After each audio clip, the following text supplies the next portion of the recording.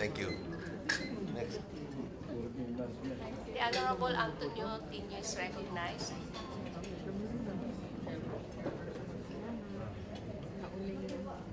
Well, I had a heavy breakfast.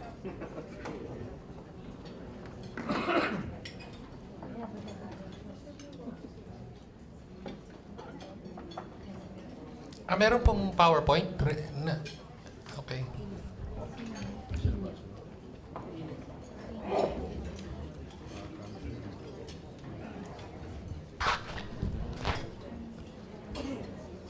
Mr. Chair, kung pwede po, hintayin lang natin yung PowerPoint. Baka may gustong mauna. Since we're waiting, the Madam Chairperson can have lunch. Kaya talaga kayo pakainin, ma'am. Opo. Sige, magandang hapon po sa inyo. Again, ang babalikan ko pong issue, yung issue ng mga job order sa gobyerno. No, dahil sa palagay natin, matinding paglabag po sa labor rights ng maraming, ng libo-libong mga kababayan natin ang nangyayari, at ang responsable dito ay ang gobyerno mismo, no? So, next slide. Next slide, please. Okay, ito pong data na to, hiningi namin at binigay ng civil service nung nakaraang budget hearing. So, humingi tayo ng data on the number of job orders in both the national government and local government, no? At ito po yung binigay nyo sa amin. Ito na yung latest na naibigay nyo sa amin. As of 2014, job order data from CSC Regional Office reports, no? At ang sabi rito, umaabot po sa, at that time, 337,948 ang bilang ng mga job order sa gobyerno, both national and LGU. At sa national government, 71,631 ang job order, at sa LGU 215,478. So ganyan na po karami as of 2014. Una po, meron na po ba kayong updated na datos, at meron na po ba? Mr. Chair, Mr. Congressman, meron na po kang update kanina, nabanggit ko na, 595,182 po. As of ano po yan? As of July 1, 2016. As of July 1, 2016, ma'am, pakiulit po, 595,162. 595,162. So, halos dumoble po. I mean, dati 337, ngayon almost 600,000.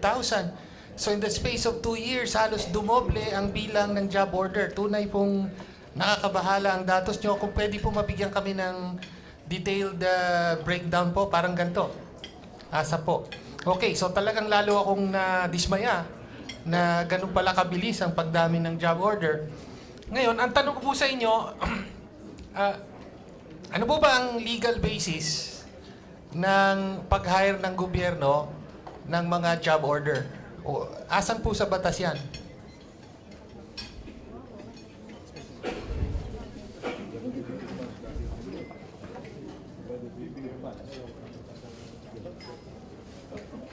Yung sa local government code, pero pwede po bang yung aming isang expert ng local government code ang sasagot, si Ascom June Kapanag? Sige po. Mr. Chair, Your Honor, yun pong basis ng contract of service and job orders sa local government unit, makikita po natin sa section 77. But that is for local projects to be hired by the local chief executive, and that it shall only exceed it shall not exceed 6 months. So, local projects po, tapos not to exceed 6 months. Pagka yung mga regular staff position po, yung functions ng regular staff, pwede rin po ba job order doon ayon sa batas, ayon sa local government code? Hindi po it is not provided for in the local government code to perform yung regular works Okay. performed by the regular employees. Okay, it's not provided for in the local government code. That's correct. Okay. Pero sa pagkakaalam nyo, meron po bang ganong kaso na yung mga job order, ay yung mga staff performing regular functions are employed through job order?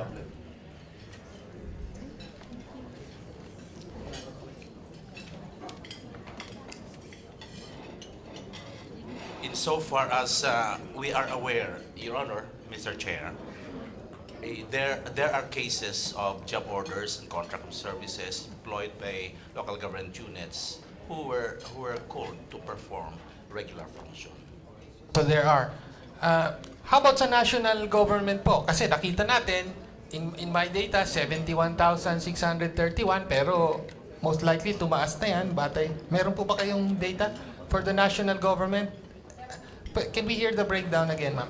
Okay, the major subdivisions of the branches of government hiring job orders for the national government agencies is 98,563. 553, government-owned controlled corporations, 26,892. For the state universities and colleges is 31,120. Local water districts, it's 8,311. For the local government units, it's 430,286. That would account to 595,162. But just let Congressman, Mr. Congressman, we are validating this data from our regional office, but because this figure came straight directly to the agencies. Okay. Ang tanong ko naman po sa national government agencies, GOCCs and SUCs, ano po yung legal basis for hiring job order? You cited the local government code for in the case of LGUs, although that supposedly limited to projects dapat of short duration. So what about for national government? Nasaan po ang legal basis ng pag-hire ng ganito karaming job order?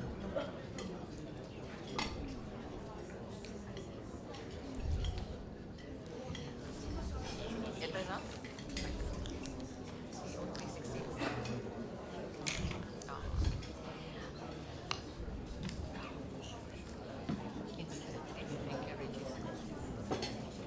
Well, Okay. Mr. Chair, can we request for a 1-minute recess kasi we just wanted to get the basis. Session suspended for a while.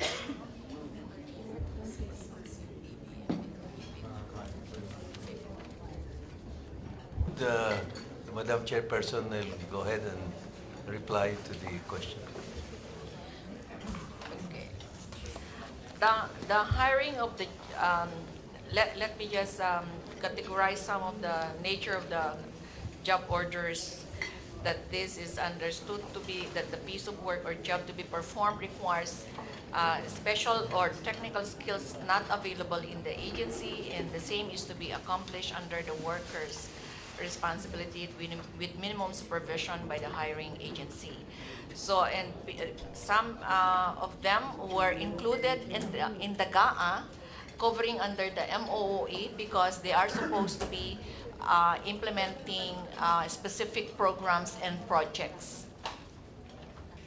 So, thank you for that response.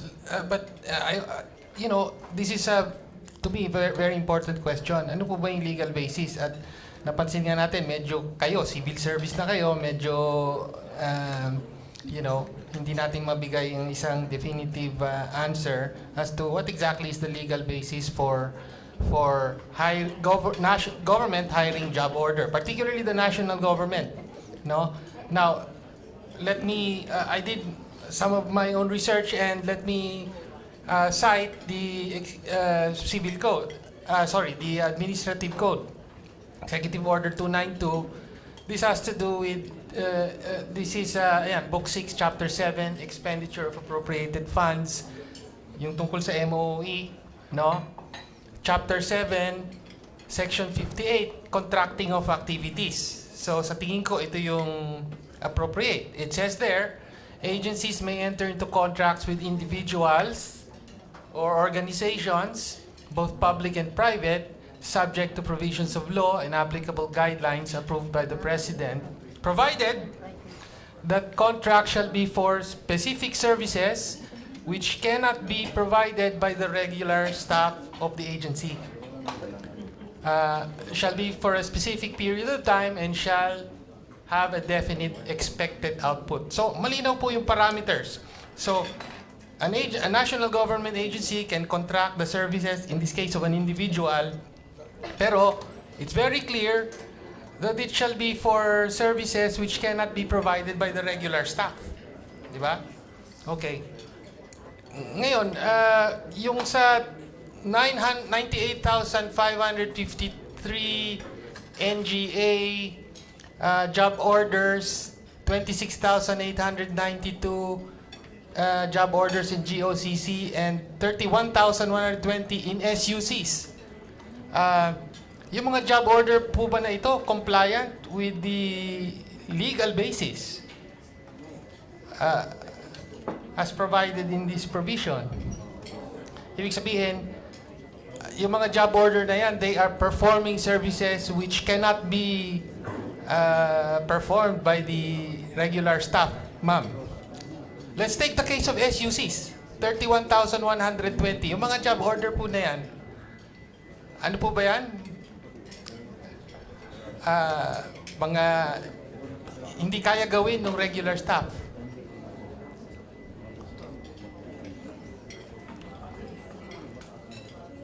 Mr. Chair, Mr. Congressman, the evaluation of the continuing service of the persons who have been hired on the job orders shall be dependent on the need and the requirements of the agency. So again, as mentioned earlier, since 2007, approvals and anything about job orders do not anymore pass through the Civil Service Commission. Okay.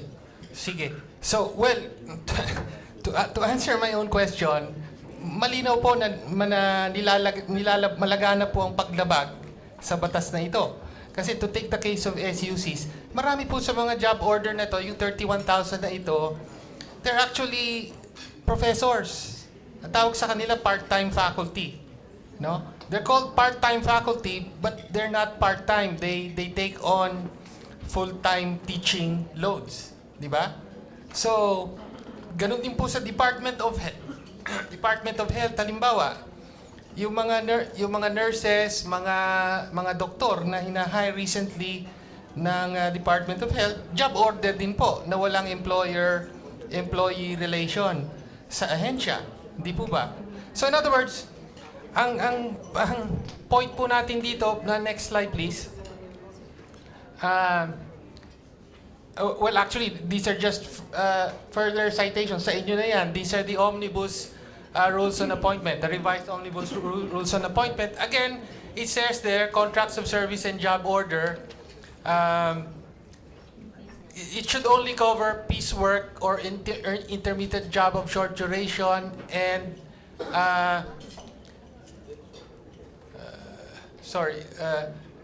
lump sum work or services such as janitorial, security, or consultancy services. Yun lang ang dapat na application ng job order. Pero, ang in-establish na nga natin dito, yung regular functions ay ginagamitan ng job order. So, in other words, to conclude, next slide please. Next slide. Okay. In other words, malinaw po na labag sa batas ang malaganap na paggamit ng gobyerno ng job order, at sinama ko dito yung contract of service para gumampan sa tungkulin at gawain ng regular o permanenteng staff ng mga ahensya. Ngayon, ang tanong ko po, meron po ba kayong data or do you conduct a review of the job orders to determine whether or not they comply with existing law? In other words, para maprotektahan yung karapatan ng mga individual na ito. Mr. Chair, Mr. Congressman, hindi na po namin, kasi nga, ang pagkasabi nga namin kanina, no longer part of the jurisdiction of the Civil Service Commission because it was transferred to the Commission on Appointments. Common on Audit, sorry. So ang sinasabi niyo po, naghuhugas kayo ng kamay dito at trabaho po ng COA. Ganun po ba? Mr. Chair, Mr. Congressman, hindi po kami naghuhugas ng kamay. Ang sabi ko nga po, ang sabi ng aking mga kasamahan, nung pong 2007 ay natanggal po sa amin yan. Kasi nga, siguro naisip din na dahil nga yung kagaya ng sinabi nyo na employer-employee relationship, kaya nila siguro tinanggal dun sa coverage, scope of coverage ng civil service rules. Okay, but let me cite can we go to beyond that? Sige, balik, down to the end. Next. Okay, there was a recent issuance 2014 by the Government Policy Procurement Board 2014-05. Are you familiar with this, Madam Chair? Yes. The main subject was, the question was whether or not, kasi nga, supposedly, job order and contract of service fall under contracting of services. So, supposedly, they fall under the Procurement Act. So, ang naging tanong sa GPPB, pagka contracting of individual services, kailangan ba sumunod pa rin sa rules of bidding ng Procurement Act? And the ruling here was, they said, we make a distinction between contracting of services of a firm and contracting of services of individuals. Pag firm, covered ng procurement law. Pag individual, hindi na covered.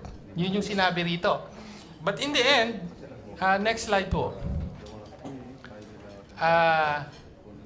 Meron ding sinabi dito sa issuance na ito, Resolution 09-2012 of Government Policy Procurement Board, number 2 there. Refer job order and contract of service issues and concerns to the DBM, COA, CSC, and the Department of Labor and Employment for appropriate action. So, I beg to differ with you, Madam Chair, na wala na po kayong kinalaman sa job order kasi malinaw naman na kasama kayo sa mga ahensya na kailangan daw sanggunian. O ba't nandito pa kayo? Sige, yung sasagot ang aming lawyer. Your Honor, Mr. Chair, with your respect, Your Honor, I think that it can be considered as an opinion coming from the members of the board. It does not amend an existing law on job order, which you have earlier cited and which was cited by Assistant Commissioner Cabanag. And I think it has been very clear from the very start that when it comes to job orders and contracts of services, there is no employer-employee relationship, and they are outside the coverage of civil service laws and rules. So we don't see at this point any room for the involvement of the Civil Service Commission when it comes to the regulations of job orders and contracts of services.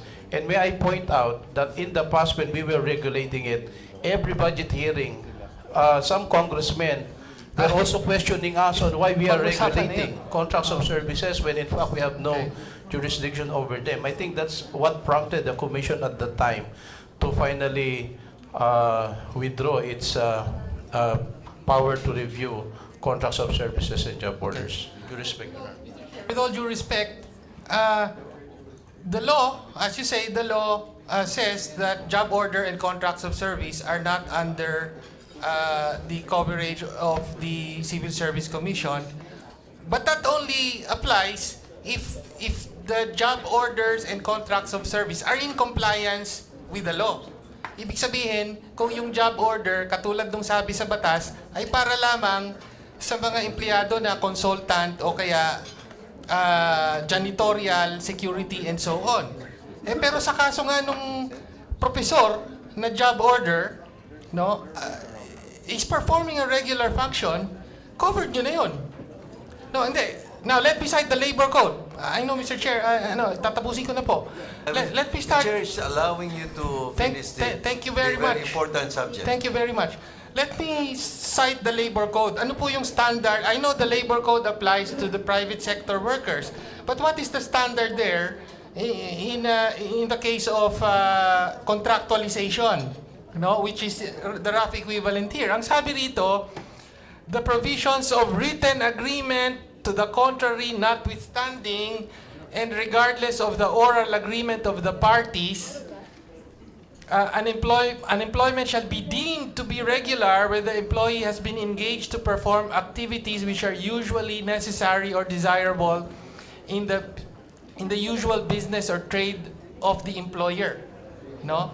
So yun yung nasa batas, at yan, kung titignan nyo rin yung jurisprudence, but it's reflected in the jurisprudence. Ang sinasabi, kahit pa sabihin sa kontrata ng worker, wala tayong employer-employee relationship, ha? Pero, kung sa aktual, yung ginagampanan ng empleyado ay regular na trabaho, then, in the eyes of the labor code, regular employee siya. Di ba? So, that is the standard in the private sector. Bakit sa gobyerno, hindi rin ina-apply yung ganyang standard na kahit sinabi sa kontrata nung professor, wala tayong employer-employee relationship, ha? Pero meron kang 24 units. Kailangan mong ituro yung English or Filipino. In other words, you're a regular employee.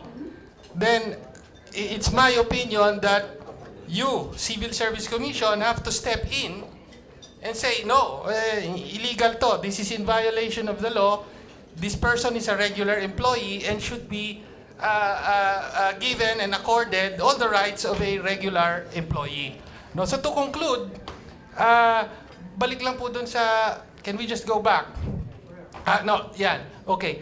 Consistent with President Duterte's war against Endo, no, siya rin nagsabi niyan, no, this administration should issue and enforce strict rules limiting the hiring of personnel on job orders and contract of service. In other words, kailangan sundin lang yung limitations ng administrative code. Job order, para lang yan sa mga trabaho na hindi magagawa ng regular staff. Second, regularize all qualified JO and COS personnel performing the functions of regular or permanent staff. And I use regularize to mean either gawin silang permanent kung qualified or gawin silang part of the non-career service, meaning they can be contractual or temporary, pero empleyado sila. Ganon. So, can I just have a response from the civil service and then I will conclude. I will end my interpellation, Mr. Chair.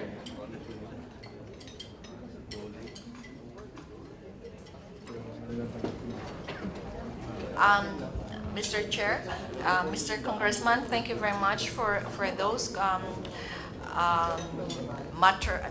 the areas of concerns that you have raised. And as I've said earlier, the Commission is one with you in protecting the rights of these people who have been hired on a job orders or contract of service.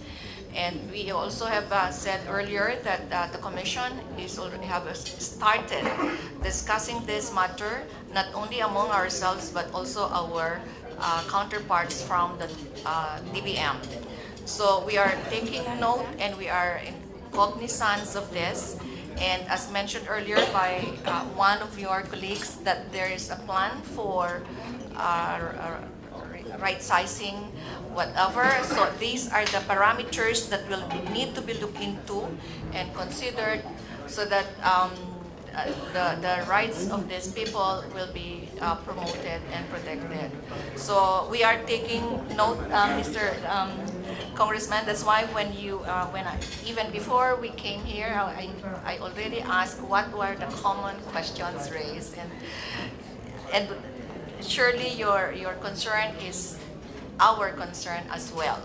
So thank you, Mr. Chair, Mr. Congressman, assuring you of our support on this matter. Thank you, Madam Chairperson, and thank you very much, Mr. Chair, for giving me the time to interpellate on this issue. Thank you. Thank you, Representative Tinio.